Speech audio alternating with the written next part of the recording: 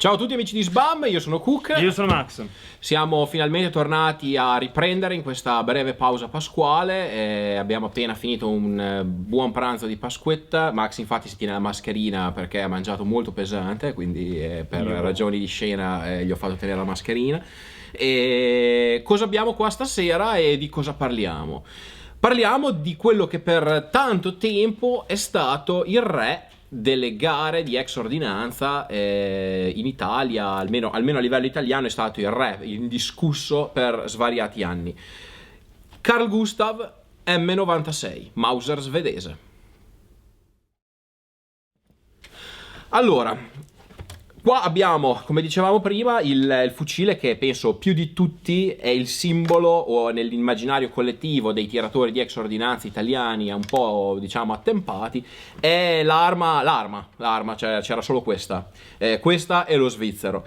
E facciamo giusto una brevissima anticipazione, un overview un pochino, parliamo un pochino di questa arma, diamoci due cenni storici per quello che può fare, visto che non ha fatto praticamente niente storicamente, quasi non ha fatto guerre, quindi c'è poco da dire a livello storico. La Svezia nel 1894 adotta l'azione Mauser, un'azione Mauser small ring con otturatore di tipo Mauser a 2 tenoni frontali con armamento in chiusura. Originariamente per la cavalleria che faceva un po' fatica a usare il vecchio rolling block da fanteria che usavano i soldati appiedati, e quindi aveva adottato per prima la cavalleria svedese la carabina M94, stessa azione corta con quel bocchinone tipo che ricorda un po' quello dell'Enfield, e la fanteria dice: oh, lo vogliamo anche noi. Nel 1896 la Svezia prende l'arsenale di Carl Gustaf, prende accordi con la Mauser per la produzione di questa arma. Inizialmente fu prodotta in Germania, i primi lotti di produzione furono fatti in Germania, poi a partire dal 1899 si iniziarono a spostare la produzione anche nell'arsenale di Stato di Carl Gustaf. Quindi fucile usato fu nelle varie varianti, fu l'ordinanza dell'esercito fino al 1942, quando fu adottato il Jungmann AG42B al posto di questo, anche se questo fu comunque usato per molto tempo. Guerre non ne ha fatte, a parte un ristrettissimo uso nelle mani dei volontari svedesi durante la guerra d'inverno come aiuto bellico alla Finlandia, ma come sappiamo benissimo la Svezia... Cosa stai facendo? All'osso.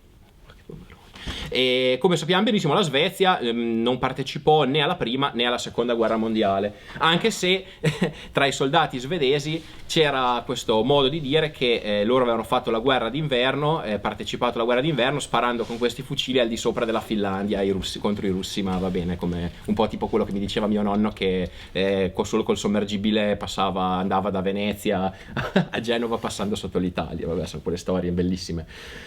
Ok, allora, come dicevamo prima, a parte fare vedere un po' quest'arma, nello specifico, un'arma che bene o male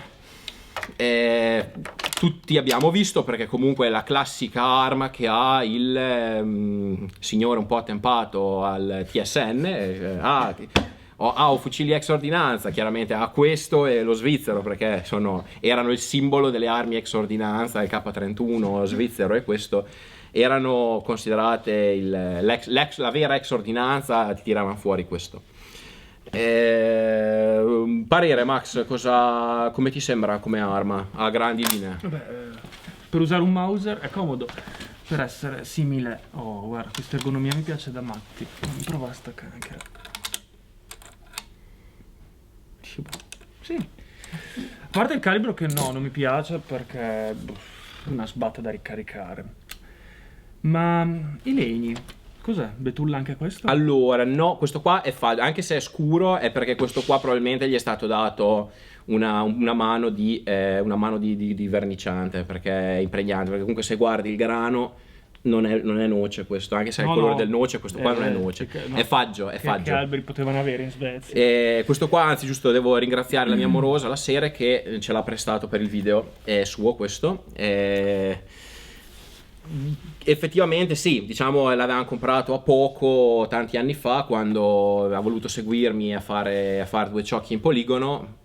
Non avendo preferenze, sentivo dire, anch'io ero alle prime armi, sentivo tutti che dicevano: se devi fare le gare, se devi sparare bene devi prendere un Gustav, devi sparare bene devi prendere un Gustav. In realtà è l'arma che mi ha fatto madonnare di più in tutto l'arsenale mondiale delle armi che ho, cioè ho smadonnato meno coi fucili a polvere nera.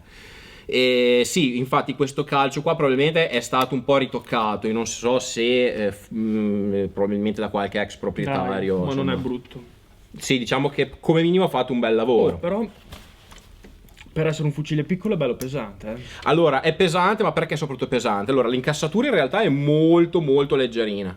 Quello che lo rende pesante è questa, la canna. Ha una canna pesantissima. E soprattutto rapportata, adesso la facciamo vedere anche in telecamera, vediamo rapportata al calibro 6,5x55 d'ordinanza svedese, vediamo che la canna è un bel tocco di acciaio, quindi diciamo che ha il suo peso. E quindi, allora, prima di fare le mie considerazioni personali sull'arma, che stranamente per una volta coincidono con quelle di Max. Come funziona sta attacca di mira? Allora, vabbè, la mira è una mira, sembra quella dei fucili d'avancaricca tipo Enfield, da 300 a 600 metri, è in metri, è metrico, da 600 metri qua sulla rampa, e poi dopo sul ritto va fino a 2 km. È graduato fino a 2 km sulla rampa, quindi diciamo sembra un po' quelle tacche di mira da un pochino, potrei tirare un po' di qua, un po' di là, esatto. Bello.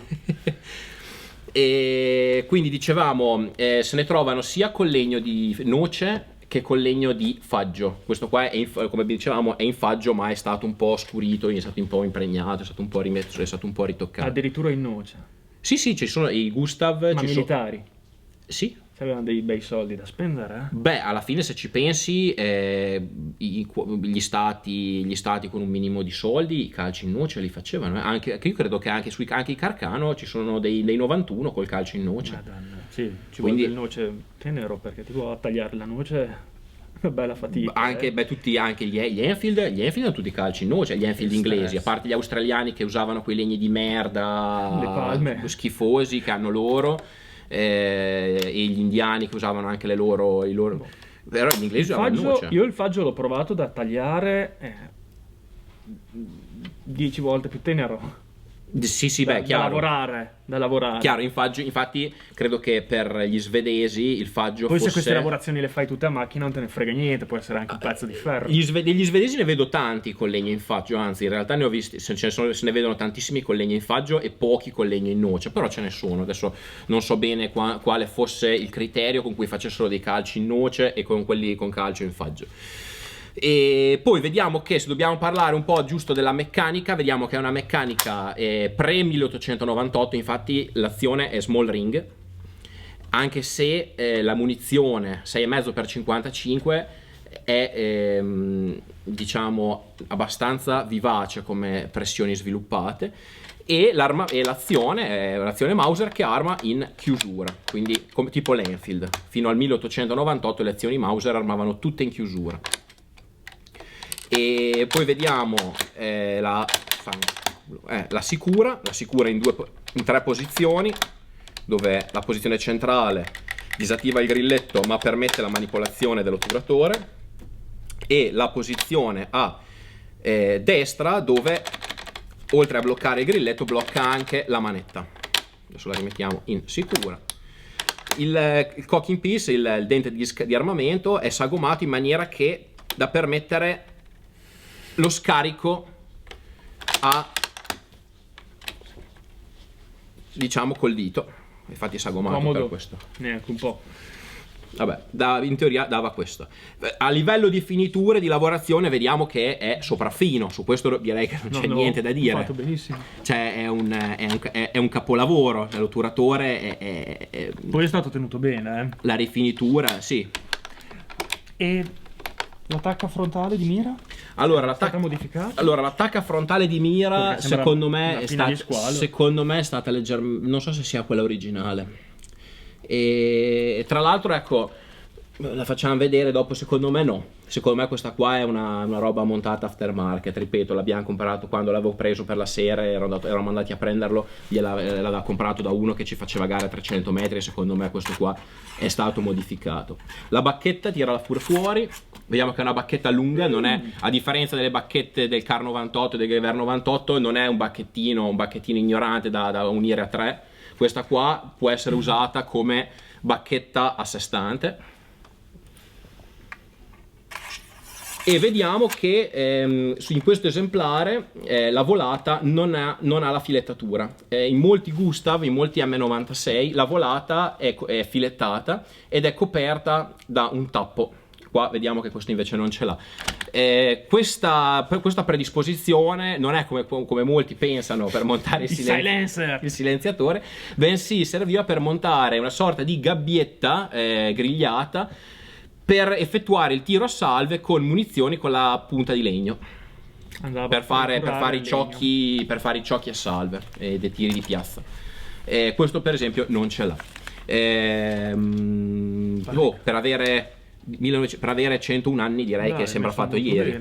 Anche questa sembra fatta ieri. Esatto, vediamo la baionetta, la sua bella baionetta a tubo, montala. No, ingloba la bacchetta. Devi infilarla dentro la bacchetta. Bellissimo.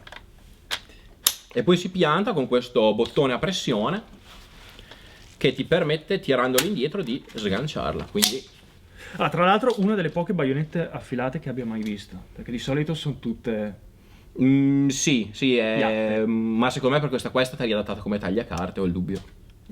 Tagliacarte elegante. Non gli hanno fatto la punta, non gli hanno affilato la punta, ma gli avevano fatto quella filatura lì. Secondo me l'avevano usata come tagliacarte. Poi, quindi, a questo punto, visto che da dire della gran roba, la roba che c'era da dire l'abbiamo detta, che anno è questo? 1919. Anche la baionetta del 19? Ma io non lo so. Perché è molto moderna, contando che nella prima guerra erano lunghe. Il doppio. No, sì, sicuramente la baionetta è sempre stata così. L'M96 ha sempre avuto questa baionetta qua. Poco meno di 25 sì, no, infatti è corta comparata alle baionette tipo del l'Enfield quanto era? 23, 25? L'Enfield era molto lungo, però l'Enfield c'è da dire che era anche un fucile corto. Se tu guardi la pattern 88 dell'Enfield lungo, era poi un pochino più, era circa come questa. Però vabbè, sì, comparata a quella del Gewehr 98 di altri Mauser del Coevi, che avevano delle baionette, nonostante fossero fucili lunghi, avevano delle baionette che erano delle spade, anche solo per dire quella dei Mauser argentini, dei sudamericani, quella roba lì, avevano delle baionette che erano lunghe così. Questa qua è quasi modesta come coltellaccio. Allora, diamo intanto, vabbè, finita la parte storica e di analisi, io volevo dare insomma due pareri personali su quest'arma. Allora, come dicevamo prima, per anni quest'arma è stata la regina indiscussa delle gare. Tutti quelli che facevano gare o che si avvicinavano al tiro ex ordinanza senza avere particolari insomma, in genere prendevano o compravano questo o compravano il K31. Questo anche per un motivo. Fino a non so quanti anni fa le gare del campionato ex ordinanza si disputavano su 12 tiri, e su 12 tiri sia questo fucile qua che il K31, ma soprattutto questo fucile qua, sui 12 tiri è praticamente imbattibile, cioè nel senso è molto molto valido, anche perché comunque spara una cartuccia che, nonostante sia molto potente, e questo secondo me è anche uno dei suoi contro, insomma molto spinta come polvere, quindi una traiettoria estremamente tesa. Questo fucile qua ha una particolarità che insomma risiede nell'incassatura. Le incassature di questo fucile, a differenza per esempio di quelle del Mosin Nagant, dove si tende ad avere una canna libera che subisca le sue oscillazioni al di fuori, svincolata dal legno dell'incassatura, in questo fucile la canna è saldamente fissata all'incassatura. Incassature che erano fatte con un criterio incredibile 100 anni fa, perché gli svedesi questi fucili incassavano a mano. Tra l'altro adesso facciamo vedere, metteremo sulla foto degli incassatori svedesi che uno a uno lavoravano a mano questi fucili. Il grosso problema è che negli anni una calciatura così lunga, soprattutto nei fucili in noce, si imbarca. Quindi cosa succede? Essendo fissata strettamente alla canna, l'imbarcatura del legno fa sì che la canna, scaldandosi all'inizio, finché la canna è fredda, tutto a posto. Quando la canna inizia a scaldarsi, l'imbarcatura del legno tende a tirare la canna da una parte, e quindi la grossa fregatura di questi fucili qua è che in genere dopo il 13° colpo iniziano a migrare, hanno una migrazione di laterale, quindi è una migrazione costante che un bravo tiratore riesce i tiratori bravi riescono a compensare. I tiratori un po' meno bravi, tipo se dovessi pensare io di mettermi lì in gara, ricordarmi di dover compensare i colpi man mano che la canna si scalda, io non ci salterei fuori. Quindi diciamo che molti tiratori, quando le gare sono passate da 12 colpi a 16 colpi, hanno preferito muoversi su altri tipi di armi, come per esempio i Mauser. Adesso stanno andando molto in moda per dire i Mauser sudamericani, che hanno dove questo problema non si ha, o i Mosin finlandesi, ecco. Quindi questo è, diciamo, il grande handicap oggi di portare quest'arma in gara. Quindi sì, diciamo che una volta era il re, oggi, diciamo, a parte qualche tiratore nostalgico, molto, molto affezionato, di questi affari qua ne vedi relativamente molti pochi in gare di campionato. Diciamo due cose anche magari sul calibro, ecco. Come dicevamo prima, questo qua è un calibro, da un certo punto di vista si può dire è un calibro semi-magnum, 6,5x55, perché una palla di diametro 6,5 è mossa da un bossolo proporzionalmente enorme, perché questo qua, come fondello, il bossolo del 6,5 svedese è ancora più grosso dell'8x57 del 30-06. Allo stesso bossolo condivide il bossolo con il 7,5 svizzero, il fondello, insomma. Cartuccia. Quindi la cartuccia molto grossa, molto conica anche abbastanza conica rispetto all'8 Mauser o al 30-06. L'unico problema di questa cartuccia è che chiaramente, anche se spara la stessa palla di calibri come più o meno il 6,5 italiano e il 6,5 giapponese, rispetto a questi calibri mangia 10 grani in più di polvere, perché questo qua io lo carico con 38 grani di N150, contrariamente ai... E un 3006 quanto lo ricarichi? Un 3006 mangia molto di più. Il 3006 ce ne metto anche... Per fare confronto. Ce ne metto 40... Per ricaricare il Garand. 47 di N150. Questo 38 e il Carcano o la risacca? 30. E di una polvere più veloce, però. Quindi è una cartuccia intermedia tra... Sì, praticamente sì, e poi che uso l'N150. In realtà questo calibro qua, la morte sua dovrebbe essere la norma MRP, che ne mangerebbe anche 41, 42, qualcuno anche 43 grani. Alla vecchia N160 i tiratori di una volta lo caricavano con l'N160, che è una polvere che riesce ad andare a riempimento, non lascia spazio vuoto, ci mettevano anche 43 grani di N160 con la palla da 139-140 grani. Quindi diciamo è un 6,5 che mangia delle dosi di polvere immani, genera delle pressioni molto grosse. Infatti è proprio ai limiti strutturali con l'azione la Small Ring. Infatti dopo di questo sono passati all'azione Large Ring con l'azione 98. Cosa si può dire? Quindi io personalmente, se devo essere sincero, per quanto lo ritengo un'arma oggettivamente molto elegante, molto ben fatta, a me sa della classica ragazza svedese acqua e sapone, che sì, elegante, carina, ma non mi dà sangue, non mi fa sangue. No, io vorrei il parere di un cacciatore. Beh, un parere di un cacciatore ti dirà che un lavoro così ti butta giù i caprioli, perché molte armi... Ecco, hai fatto bene a ricordarlo, perché il 6,5 svedese come calibro sopravvive tutt'oggi. Ci sono tante armi camerate moderne in questo calibro qua, per la caccia ai ai piccoli ungulati.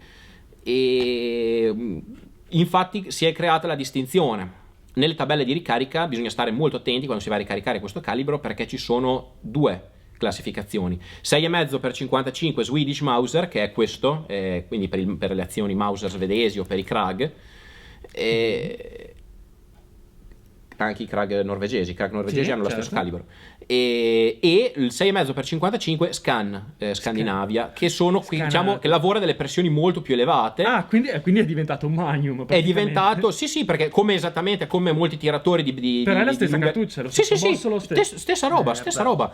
E cambiano solo le dosi di caricamento. È rischioso, Diciamo che mi è capitato di vedere un po' di foto di Mauser svedesi aperti, ma lì anche perché poi lì Non ha comprato un alla pacchetto.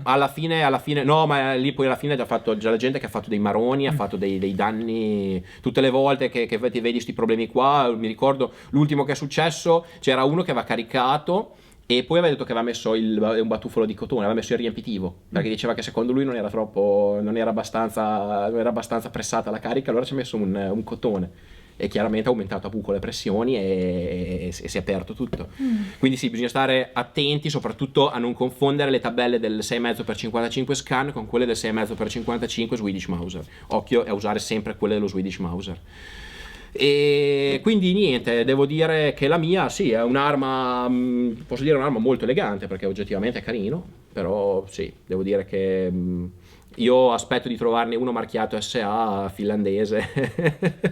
C'era? Sì, Che sì, due coglioni. c'erano, ci sono. Li marchiavano, e poi anche perché poi in genere li vedi che sono tutti quelli marchiati SA, sono tutti scassatissimi, consumatissimi, e quindi sono quasi belli. Va bene ragazzi, direi che abbiamo detto più o meno tutto, da Cook E da Max? è tutto. Ciao.